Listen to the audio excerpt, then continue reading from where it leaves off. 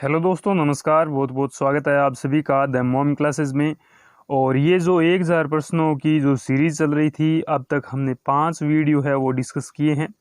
ये पार्ट 6 रखा गया है और इस पार्ट में हम 50 प्रश्नों पर अध्ययन करेंगे।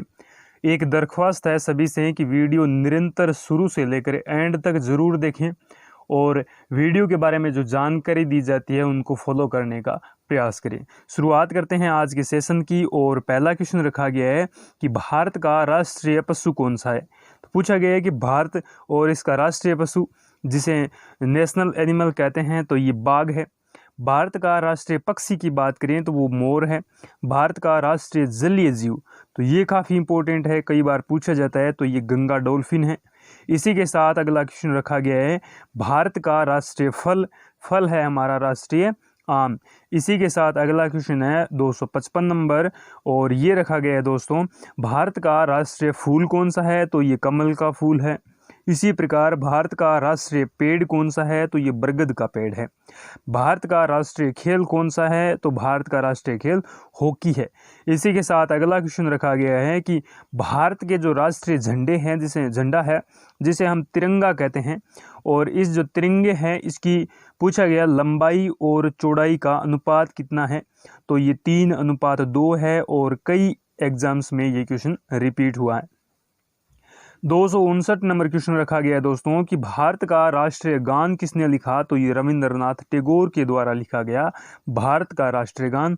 और भारत का राष्ट्रीय गीत कौन सा है, तो वंदे मातरम है, ये भारत का राष्ट्रीय गीत है।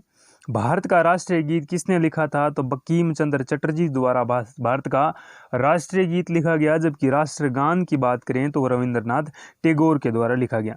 अगला क्वेश्चन रखा गया है कि महात्मा गांधी को राष्ट्रपिता सबसे पहले किसने कहा था, तो महात्मा गांधी को राष्ट्रपिता की जो उपाधि दी थी ये नेताजी सुभाष चंद्र बोस के द्वारा दी गई। तो हमें सीधा सा पूछा जाए कि राष्ट्रपिता के नाम से किन्हें जाना जाता है, तो महात्मा गांधी जी को जाना जाता है। अगला क्वेश्चन रखा गया है दोस्तों 263 नंबर, हमारा राष्ट्रीय पंचांग कौन सा है, तो ये शक संवत है। कौन सा है, शक संवत हमारा राष्ट्रीय पंचांग है।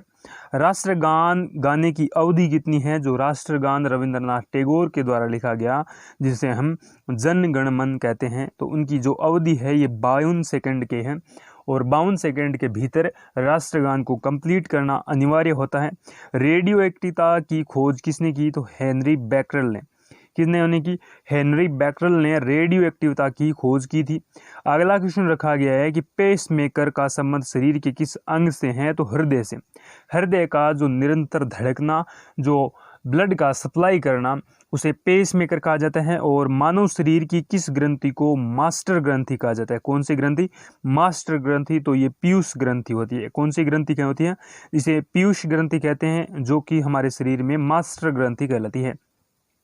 और शरीर का लगभग कार्य नियंत्रण होता है वो इसी के अधीन होता है। कार्बन का सर्वाधिक शुद्ध रूप होता है ये हीरा होता है। कार्बन के कई अपर रूप होते हैं, उनमें जो सबसे शुद्ध होता है वो हीरा होता है। एक्सरे का आविष्कार किसने किया था, ये रांटसन ने किया था। किस धातु का प्रयोग, ये काफ़ी बार पूछा गया है कि एक्सरे का आविष्कार रांटसन ने किया था। और कार्बन का सर्वाधिक शुद्ध रूप कौन सा है, तो ये हीरा है। कार्बन धातु का प्रयोग मानव द्वारा सबसे पहले किया गया। तो ये जो किस धातु का प्रयोग है मानव द्वारा सबसे पहले किया गया, तो वो तांबे का सबसे पहले उपयोग किया गया था मानव के द्वारा। अंतरिक्ष यात्री को बाह्य आकाश, जो बाहर का आकाश होता है वो दिखाई पड़ता है तो काला दिखाई देता है।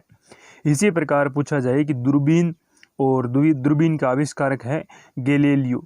कौन है, गैलीलियो ने दूरबीन की खोज की थी। इसी के साथ अगला क्वेश्चन पूछा जाए दोस्तों 273 नंबर, वो रखा गया है कि दिल्ली स्थित महात्मा गांधी की जो समाधि स्थल है उसे राजघाट कहा जाता है। भारत में पहली रेल कहाँ से कहाँ तक चली, तो ये बम्बई, जिसे हम वर्तमान में मुंबई कहते हैं, मुंबई से थाने के बीच। थाने जो क्षेत्र है मुंबई में ही पड़ता है महाराष्ट्र के अंदर, और मुंबई से थाने के बीच चली थी भारत की पहली रेल। इसी के साथ अगला क्वेश्चन पूछा जाए कि भारत में पहली बार मेट्रो रेल सेवा किस नगर में आरंभ की गई, तो कोलकाता में, जो कि 1911 से पहले भारत की राजधानी थी और उस समय से कलकत्ता के नाम से जाना जाता था। बात करें भारत में रेल का आरंभ किस सन में हुआ, तो 1853 में अंग्रेज़ों द्वारा रेल को चलाया गया जो कि मुंबई से थाने के बीच चली थी। इसी प्रकार पूछा जाए 277 नंबर क्वेश्चन कि प्रथम भारतीय अंतरिक्ष यात्री कौन थे। ये स्क्वाड्रन लीडर राकेश शर्मा। कौन है? स्क्वाड्रन लीडर राकेश शर्मा, जो कि 1984 में अंतरिक्ष में गए थे। तो सीधा सा क्वेश्चन पूछा जाए कि प्रथम अंतरिक्ष जाने वाले भारतीय कौन थे, तो वो राकेश शर्मा थे। इसी के साथ भारत की प्रथम महिला मुख्यमंत्री कौन है, तो ये श्रीमती सुचेता कृपलानी है। हरियाणा के पहले मुख्यमंत्री कौन थे, तो ये भगवंत दयाल शर्मा थे, पंडित भगवंत दयाल शर्मा। बात की जाए संयुक्त राष्ट्र संघ की स्थापना कब हुई, तो ये 24 अक्टूबर 1945 को। तो सीधा सा क्वेश्चन पूछा जाए कि संयुक्त राष्ट्र की स्थापना कब हुई, तो ये 24 अक्टूबर 1945 को। इसी के साथ संयुक्त राष्ट्र संघ का मुख्यालय कहाँ स्थित है, तो ये न्यूयॉर्क में स्थित है। संयुक्त राष्ट्र संघ के पहले महासचिव कौन थे, तो ये त्रिग्वेली थे। और एंटोनियो गुटेरेस वर्तमान में है। इस समय संयुक्त राष्ट्र संघ में कितने सदस्य हैं, तो 193 कंट्रीज है जो कि यूएनओ में सम्मिलित है। संयुक्त राष्ट्र संघ की सुरक्षा परिषद में कितने देश सदस्य होते हैं, तो ये 15 देश। कितने देश होते हैं? 15 देश सदस्य, स्थायी सदस्य होते हैं। इसी के साथ पूछा जाए कि संयुक्त राष्ट्र सुरक्षा परिषद के कितने देश स्थायी है। देशों की बात करें तो वो 15 है। किसमें? संयुक्त राष्ट्र संघ सुरक्षा परिषद में। लेकिन पूछा जाए कि कितने देश स्थायी है, तो वो 5 देश हैं। इसी के साथ अगला क्वेश्चन रखा गया है कि जो अंतर्राष्ट्रीय न्यायालय है, अंतर्राष्ट्रीय न्यायालय इंटरनेशनल कोर्ट जिसे हम कहते हैं, वो कहाँ स्थित है, तो ये द हेग हॉलैंड के अंदर स्थित है। संयुक्त राष्ट्र संघ के वर्तमान महासचिव कौन है, तो ये एंटोनियो गुटेरेस है। इसी के साथ संयुक्त राष्ट्र महासभा हिंदी में भाषण देने वाले प्रथम भारतीय कौन थे, तो अटल बिहारी वाजपेयी प्रथम भारतीय थे।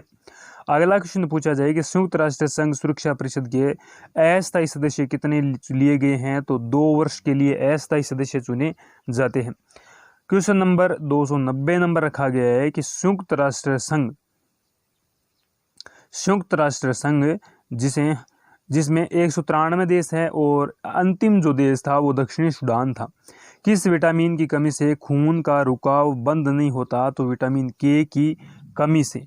मतलब खून का थक्का नहीं जमता और निरंतर बहने से आदमी या फिर किसी भी जीव की मौत हो सकती है। हिंदी दिवस कब मनाया जाता है, तो 24 सितंबर को मनाया जाता है हिंदी दिवस। और हिंदी दिवस के बारे में बात करें तो हिंदी जो भाषा है हमारी राजभाषा है। संविधान के किस अनुच्छेद द्वारा हिंदी को राजभाषा घोषित किया गया, तो अनुच्छेद 343 क के तहत इसे राजभाषा घोषित किया गया। अगला क्वेश्चन पूछा गया है कि ओलंपिक खेलों में एकल स्पर्धा में स्वर्ण पदक जीतने वाले एकमात्र भारतीय कौन थे, तो ये अभिनव बिंद्रा थे। ओलंपिक खेलों में आयोजन कितने वर्षों बाद होता है, तो 4 वर्षों बाद ओलंपिक खेलों का आयोजन होता है। अगला क्वेश्चन रखा गया है कि सन 2016 में ओलंपिक खेल कहाँ हुए, तो रियो डी जेनेरो में हुए। अब पूछा जाए कि 2020 में कहाँ होने वाले थे, तो ये जापान की राजधानी टोक्यो में होने वाले थे। अंतर्राष्ट्रीय मानव अधिकार दिवस कब मनाया जाता है, तो 10 दिसंबर को मनाया जाता है अंतर्राष्ट्रीय मानव अधिकार दिवस। हरियाणा की मुख्य नस्ल है जो कि भैंस की है, मुर्रा है। प्रसिद्ध शीतला माता मंदिर कहाँ स्थित है, तो ये गुड़गांव में स्थित है। कौन सा मंदिर? शीतला माता मंदिर। और नेक्स्ट क्वेश्चन है विशाल हरियाणा पार्टी किसने बनाई थी, तो राव वीरेंद्र सिंह ने बनाई थी विशाल हरियाणा पार्टी। देखो ट्रिकी मेथड जो होता है वो यही होता है कि यहाँ देखो राव वीरेंद्र से विशाल बन गया, विशाल वीरेंद्र सिंह ने बनाई थी पार्टी। और ये जो वीडियो चल रहा है जीव विज्ञान बायोलॉजी का पार्ट 1 अपलोड किया जा चुका है, जो कि आपने नहीं देखा है तो वो ज़रूर देखें। और ये एक दरख्वास्त रहेगी आप सभी से कि मेरे जो भाई बंधु इस वीडियो को देखते हैं वो एक प्रयास ज़रूर करें अपने इस भाई के लिए, अपने जो आप मुझे समझते हैं दोस्त, टीचर्स, एनीथिंग यू कॉल मी, तो आप मेरा 1 सब्सक्राइबर बढ़ाने में मेरी हेल्प करें ताकि मैं इसी प्रकार का कंटेंट निरंतर लेकर आता रहूं। Thank you, have a nice day.